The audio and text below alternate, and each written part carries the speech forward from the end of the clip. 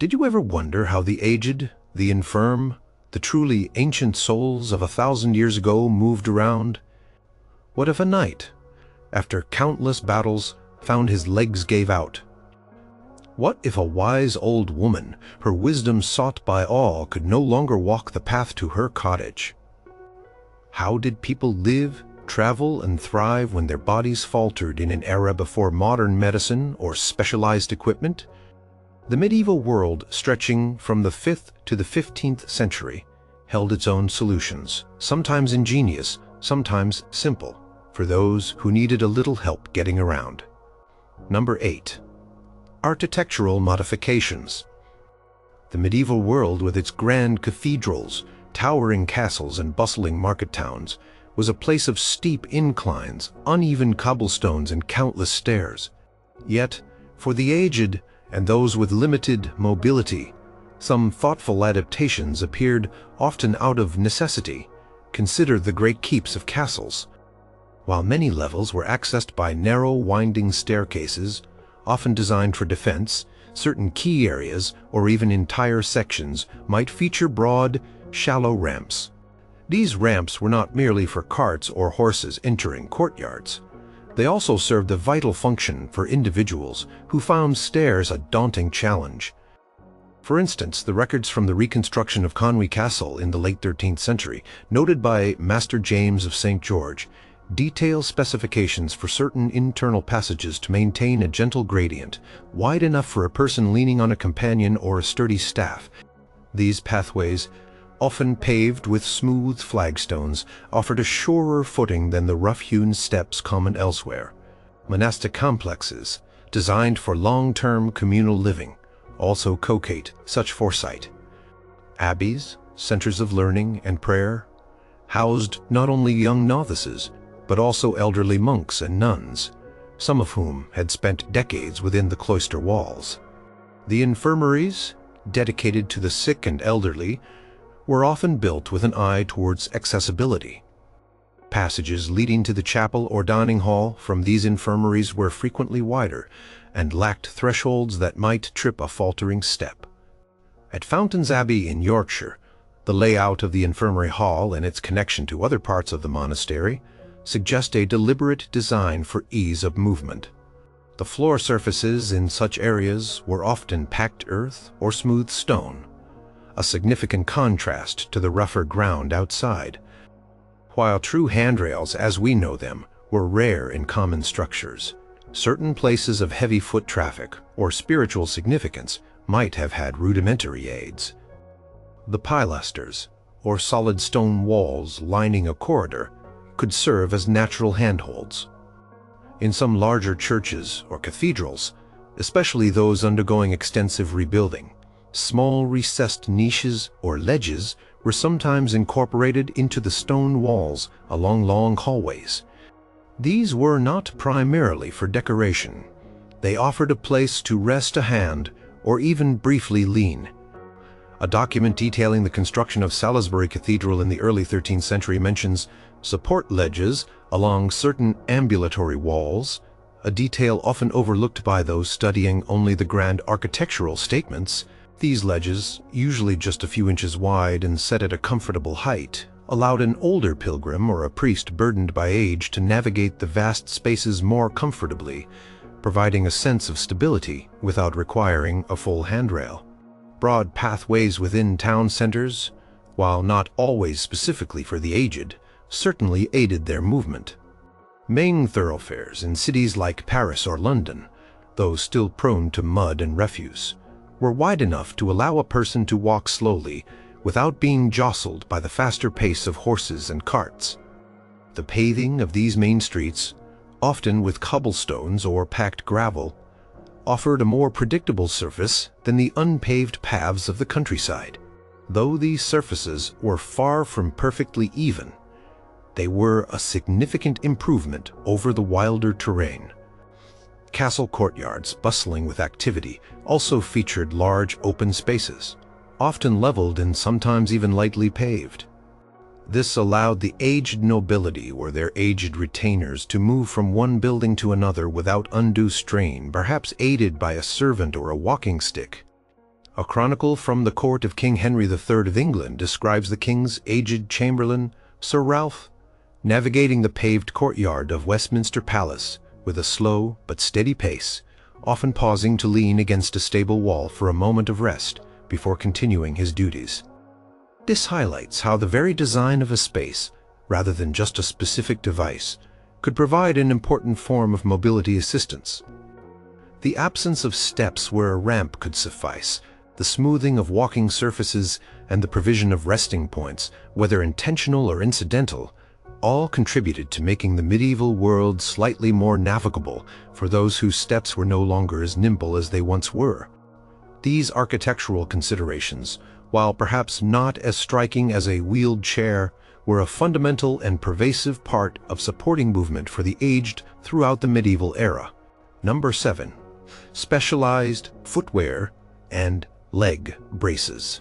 In the medieval period, where a sprained ankle could easily become a lifelong disability, and joint pain was a constant companion for many, especially the aged, specialized footwear and rudimentary leg braces played a quiet but crucial role in maintaining mobility. These were not mass-produced items. Instead, they were often custom-made, sometimes by a local cobbler or even by a skilled craftsman within a noble household, tailored to the specific needs of an individual. For someone suffering from severe gout, a common affliction among the wealthy who could afford rich diets, traditional stiff leather shoes would be agonizing. Instead, cobblers might craft shoes with unusually wide toe boxes, often made from softer, more pliable leather, or even from thick felt. These bespoke shoes allowed for swollen, tender feet to be accommodated without crushing pressure. Records from a shoemaker's guild in Florence around 1350 mention specific orders for malato calci, or sick shoes, describing them as having expandable sections or being constructed from multiple soft layers to alleviate pressure on painful joints. These were practical solutions born of necessity, designed to ease the agony of walking rather than to cure the underlying condition. For individuals with more significant limb issues, such as a twisted ankle that healed improperly, a weakened knee, or a leg that was simply too frail to bear weight without support, basic leg braces could be fashioned. These were rudimentary by modern standards, typically made from leather, wood, or a combination of both. A common form might involve a stiff leather cuff encircling the calf and ankle, perhaps reinforced with strips of wood or bone stitched within the leather to provide rigidity. These braces aimed to stabilize a weak joint, preventing it from collapsing or twisting further. They were often worn inside a loose-fitting boot or under clothing. A 13th century medical text, the Practica, by John of Ardern, a renowned surgeon, mentions the use of splints of wood and bandages of strong linen, applied to a weakened leg, often for prolonged periods, hinting at their function as a form of long-term support, rather than just temporary healing aids. These were not designed for comfort. Their purpose was purely functional, to enable movement. Imagine an aged peasant woman, her knee stiff and painful from decades of labor in the fields. A local carpenter perhaps might carve a simple wooden support, shaped to the curve of her calf and thigh, which could be strapped onto her leg with leather thongs. This would not fix her knee, but it would provide enough stability to allow her to walk to the village well or tend to her small garden patch, albeit slowly and with effort. Such devices were often cumbersome, sometimes squeaking with every step or chafing the skin. But for many, they were the difference between continued participation in daily life and complete immobility. For a lord or lady suffering from a lingering war wound that left a leg weak, the braces might be more finely crafted at, perhaps lined with soft wool or linen and covered in finer leather.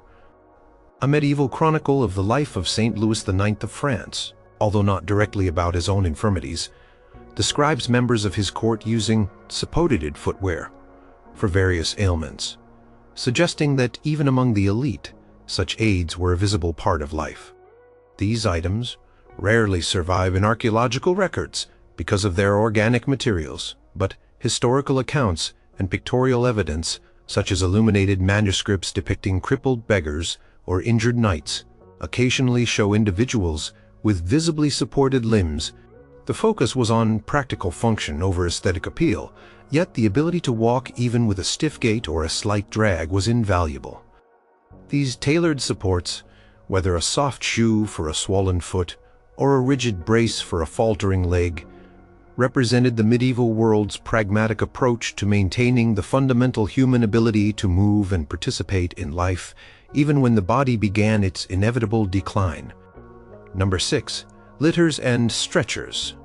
For those whose age or infirmity prevented even the most difficult walking, or for long-distance travel when discomfort would be extreme, litters and stretchers became indispensable. These forms of conveyance were essentially beds or seats carried by human bearers or, less commonly, by animals. They represented a significant step up in terms of assistance, often reserved for the truly incapacitated or for individuals of high social standing. The simplest form was a basic stretcher, resembling a modern-day stretcher, often constructed from two long wooden poles with a piece of heavy canvas, woven rushes or interlaced rope stretched between them. This was the workhorse of medieval emergency transport, used to move the injured from a battlefield, the sick from a plague-stricken village, or the infirm from a remote dwelling to a place of care. These crude stretchers required 2 or more strong bearers, often household servants or community members, to carry the burden. A 14th century account from the siege of Calais describes wounded soldiers being carried from the field on such stretchers, emphasizing their role in desperate circumstances. For the wealthy and noble, litters evolved into much more elaborate conveyances, sometimes approaching the comfort of a small mobile chamber. These aristocratic litters were often enclosed, providing shelter from the elements and a degree of privacy. They were typically constructed of a sturdy wooden frame, sometimes covered with fabric, often richly embroidered or dyed with openings for light and air. The interior might be furnished with cushions, blankets, and even small storage compartments for personal items. The entire structure would be suspended between 2 long, thick poles, which were then carried by 4 or more bearers. These bearers, often liveried servants, were specially trained for the task, moving in unison to minimize jostling and ensure a smooth ride. The number of bearers could vary from 4 for a relatively light litter to 6 or even 8 for a particularly heavy or elaborate one. Especially if carrying a portly noble or a very sick individual, the comfort and opulence of a litter were often a direct reflection of the occupant's status. Historical records frequently mention noblewomen and elderly lords traveling long distances by litter, avoiding the jarring motion of horseback riding or the discomfort of a slow cart. Eleanor of Aquitaine, a powerful queen of the 12th century, was known to travel extensively by litter in her later years, her journeys spanning vast stretches of France. Accounts of her travels describe her litters as being adorned with silk and velvet, indicating both her status and the importance of comfortable transport for an aging monarch.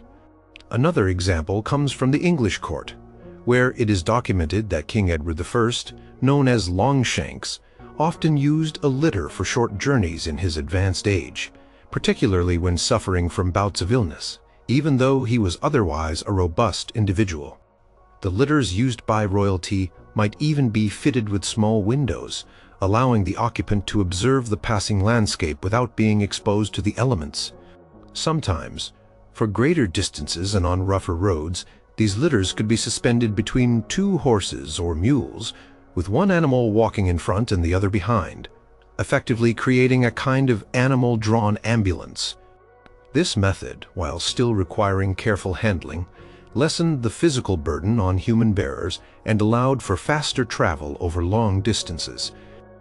A 14th century manuscript illustrating the Romance of Alexander shows such a horse-drawn litter, indicating its use in both fictional and presumably factual scenarios.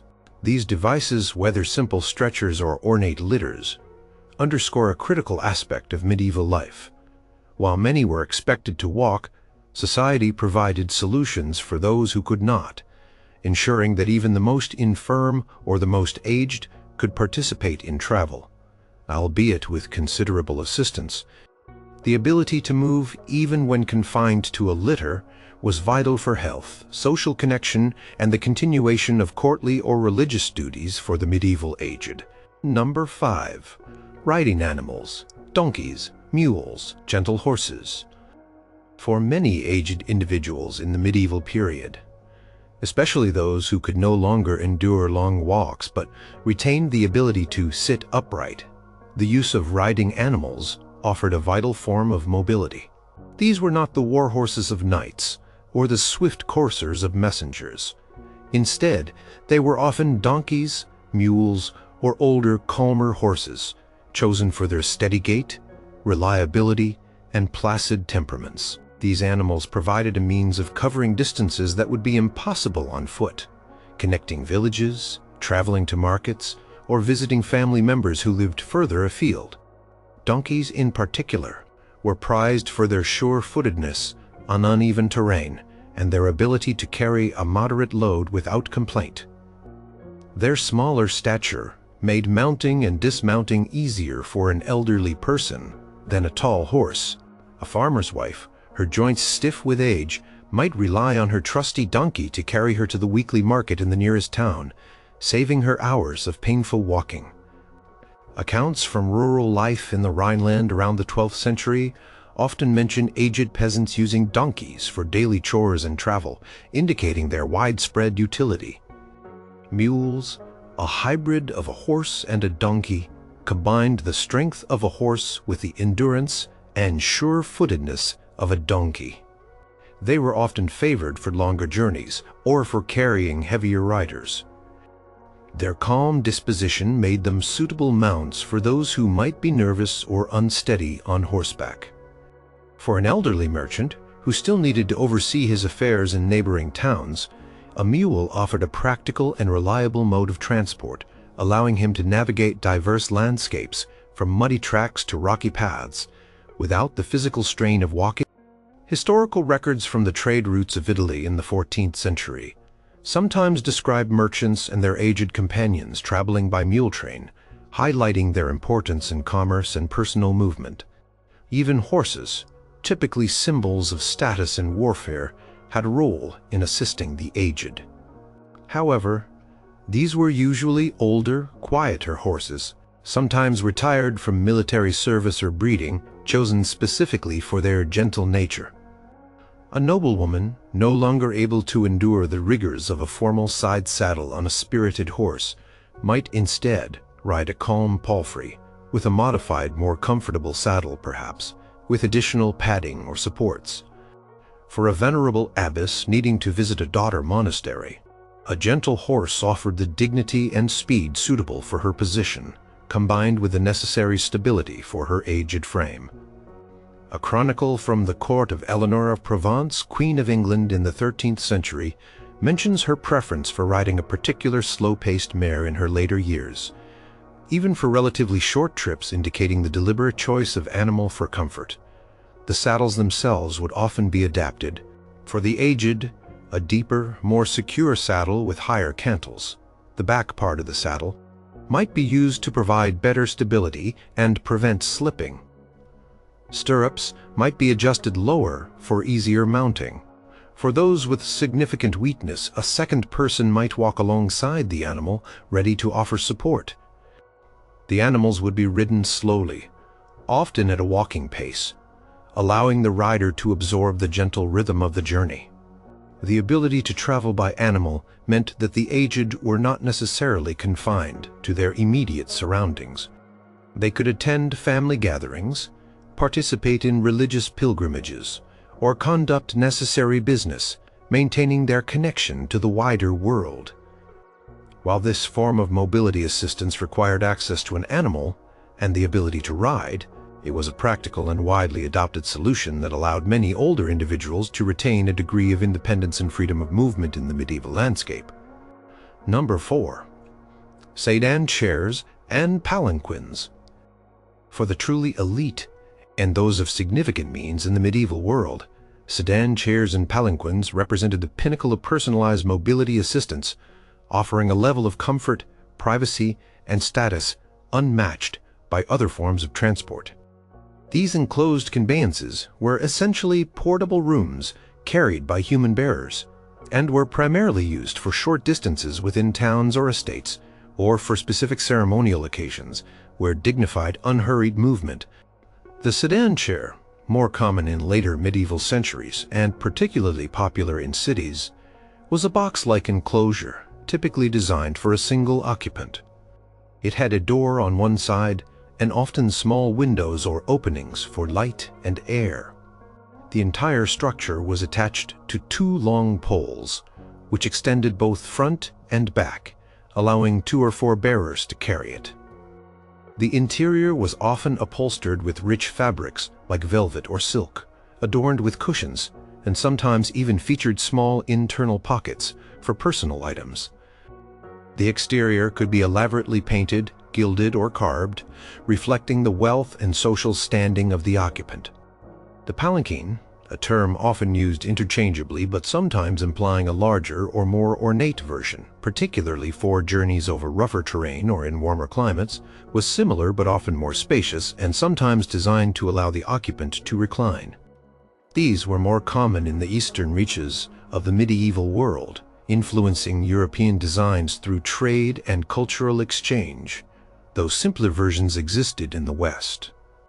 They were typically carried by 4 to 8 bearers, moving in synchronized steps to ensure a smooth ride. The bearers themselves were often liveried servants, signifying the importance of their cargo. The sheer number of people required to operate these conveyances, along with the cost of their construction and ornamentation, meant they were exclusively the domain of royalty, high nobility, and very wealthy merchants or powerful ecclesiastical figures. The primary benefit of a sedan chair or palanquin for the aged was the complete relief from walking. An elderly duke, frail but needing to attend a council meeting across town, could be carried directly from his residence to the meeting hall without having to navigate muddy streets or uneven cobblestones. A venerable lady, wishing to visit a nearby church for daily mass, could do so with dignity and comfort, protected from the elements and the gaze of common folk. These chairs offered privacy and allowed the occupant to remain clean and well-dressed, unlike traveling on horseback or by cart, which could be dusty or jarring. A fascinating account from the court of King Charles VI of France in the late 14th century describes his aged aunt, the Duchess of Burgundy, being carried in an ornate chair through the streets of Paris to attend a royal banquet, emphasizing the seriety aspect and the prestige associated with this mode of transport. The experience inside a sedan chair was one of gentle motion, often accompanied by the muffled sounds of the city outside. The occupants could read, converse, or simply observe the world passing by from their elevated and protected perch. The bearers, often strong young men, would carry the chair at a steady, deliberate pace, mindful of their valuable cargo. While not designed for rapid travel over long distances, sedan chairs and palanquins were ideal for maintaining the dignity and comfort of the aged elite within their immediate environment. They were symbols of power and privilege, allowing the very old or infirm to continue participating in social life, attend public functions, and maintain their presence without the physical strain of movement. These exquisite forms of mobility assistance were a testament to the resources and ingenuity employed by the medieval wealthy to ensure that age did not diminish their ability to move within their sphere of influence. Number 3. Human support. Among the most fundamental and pervasive forms of mobility assistance in the medieval period was simple human support. Before any specialized device or animal, there was the aid of another person. This could take many forms, ranging from the casual assistance of a family member to the dedicated service of a paid attendant, and it was a lifeline for many aged individuals who found their steps faltering. For an elderly parent or grandparent within a household, a child or grandchild might offer a steadying arm during a short walk, helping them navigate a rough path or ascend the few steps.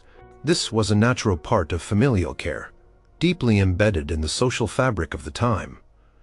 The act of offering an arm, guiding a hesitant step, or providing a shoulder to lean on was a common occurrence, particularly in rural communities where extended families often lived in close proximity. A village elder known for her wisdom might be seen walking to the communal well, supported by her grown son or daughter, their movements slow and deliberate, but always connected. For individuals of higher status, human support became a formalized service.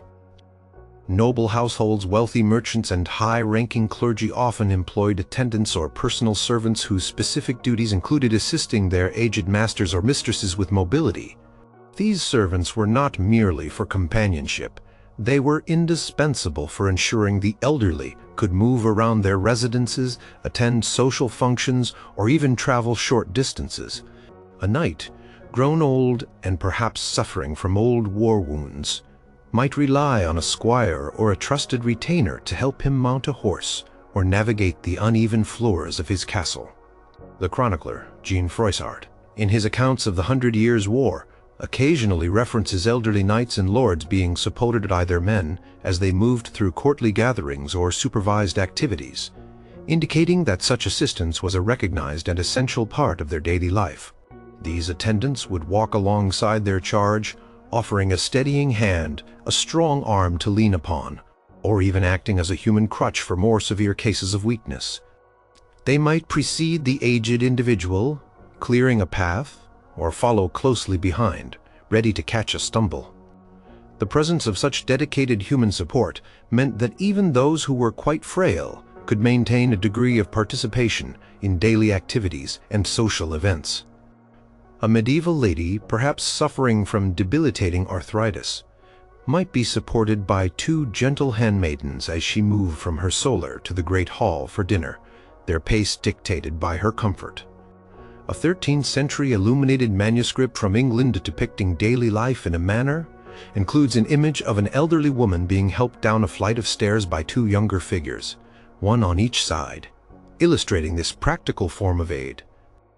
The role of human support extended beyond mere physical assistance. It also provided companionship, conversation, and a sense of security, which were particularly important for the elderly who might otherwise feel isolated by their limited mobility.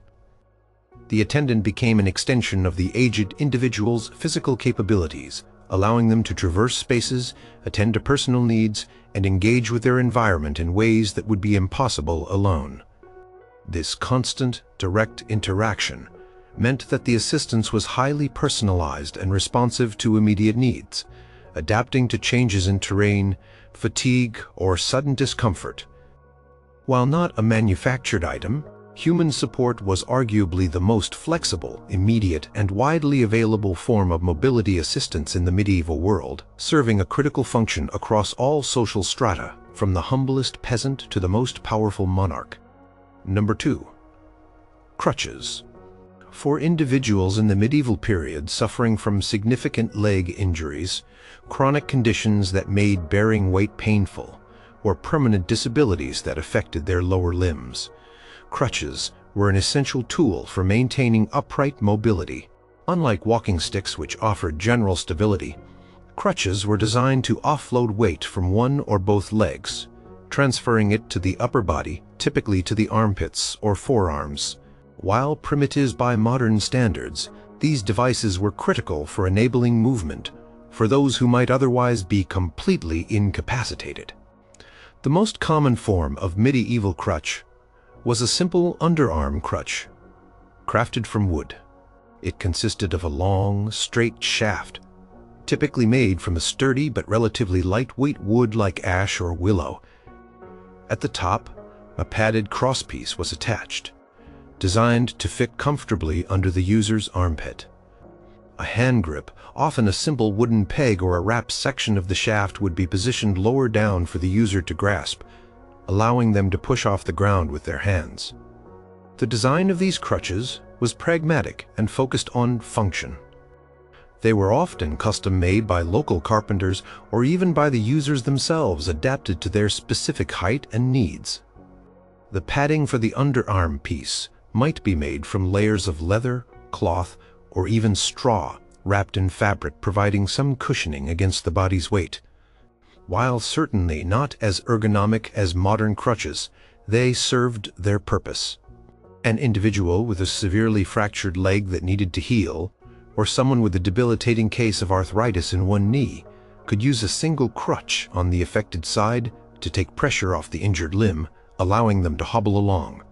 For those with two weakened legs or who had lost the use of one limb, a pair of crutches became necessary, enabling them to move forward with a swinging gait. Historical evidence for medieval crutches comes from various sources. Illuminated manuscripts occasionally depict figures, often beggars or disabled individuals, using crutches. For instance, a 14th century Book of Hours from France shows a figure with a visible leg deformity using two sturdy crutches to support his movement. Archaeological digs have also occasionally yielded fragments of wooden implements that, based on their shape and wear patterns, are believed to be parts of medieval crutches, although their organic nature makes them fragile and prone to decay. Medical texts from the period, such as those by Roger Fregardie from the 12th century, sometimes describe treatments for leg injuries that would necessitate the use of crutches during recovery. These texts, while not explicitly detailing the construction of crutches, imply their common usage as a necessary aid. Crutches offered a degree of independence that was otherwise impossible for many with severe mobility impairments. They allowed people to perform essential daily tasks, such as fetching water, attending religious services, or moving within their homes, without constant reliance on others. For an aged craftsman whose legs had given out but whose hands remained skilled, crutches meant he could still make his way to his workshop. For a battle-scarred veteran, crutches were a stark reminder of his past, but also the means to continue his life, albeit with altered steps. While undoubtedly cumbersome and requiring significant upper body strength to operate, especially for prolonged use, crutches provided a crucial solution for maintaining vertical movement for those whose legs could no longer fully bear the burden of their own weight. They were a testament to medieval ingenuity in finding practical solutions for physical challenges, allowing many aged individuals to retain an active role in their communities even in the face of debilitating physical conditions. Number 1. Walking sticks and canes. The walking stick or cane stands as perhaps the most ubiquitous and enduring form of mobility assistance throughout the medieval period, from the simplest twig cut by a shepherd to the ornate staff of a noble. These aids were universal, accessible across all social strata, and served not only as practical supports, but also as symbols of age, wisdom, authority, and even fashion. At its most basic, a walking stick was merely a sturdy length of wood, perhaps a fallen branch stripped of bark and smooth. For peasants, shepherds, and common travelers, such a stick offered invaluable support on uneven paths, across muddy fields, or when navigating rocky terrain. It provided an extra point of contact with the ground, improving balance and distributing weight, which was particularly beneficial for the aged whose gait might be less steady.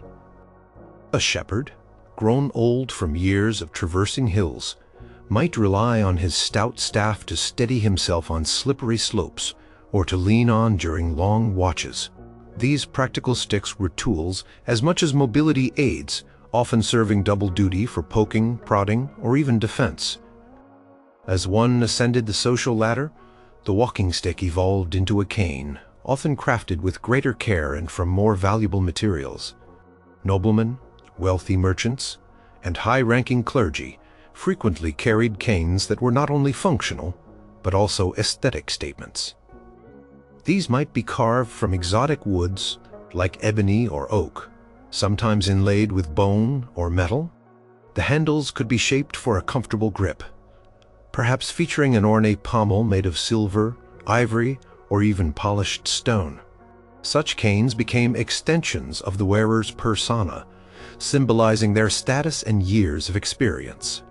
A venerable lord, perhaps, suffering from gout, might use a finely crafted cane to support his steps as he walked through his manor, the rhythmic tap of the wood against the stone floor announcing his presence. This was not merely about support. It was about presence and dignity. The design of walking sticks and canes varied regionally and over the centuries. Some might have a simple curved handle, while others featured a T-shaped grip, providing a broader surface for the hand. The length was usually tailored to the user's height, allowing for a comfortable lean without stooping. The bottom might be shod with a metal cap to prevent splintering and provide a firmer grip on hard surfaces, especially in the paved courtyards of castles or cathedrals.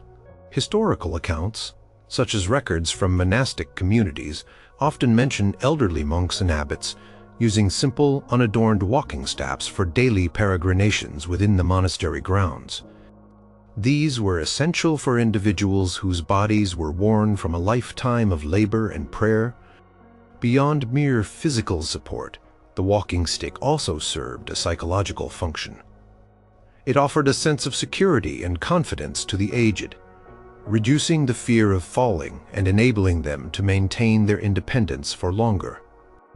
It allowed them to stand taller, project an air of self-reliance, and participate in daily life, even when their legs felt weak.